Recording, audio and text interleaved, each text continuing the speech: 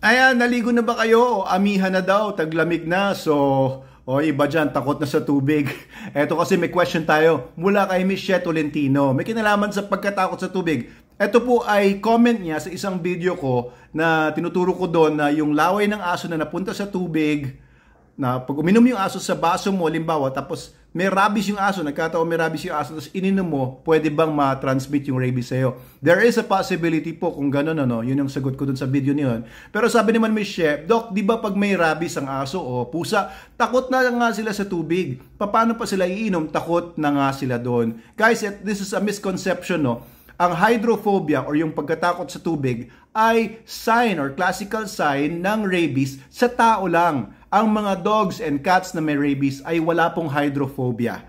Hindi sila takot sa tubig. There's very rare, no? Maybe there are some cases, but hindi po yan isang sign na hinahanap pag may rabies ang aso o pusa. Kaya kung yung isang aso ay hindi takot sa tubig, hindi ibig sabihin no, na wala siyang rabies. Okay guys, so tandaan nyo po yan.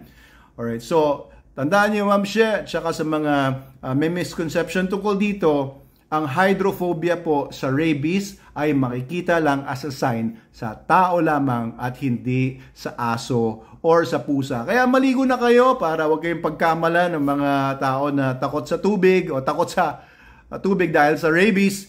At ito po gamitin nyo sa mga dogs ninyo. Super Dog Soap. And meron din po tayong pang tao niyan, yung Super Dog Soap.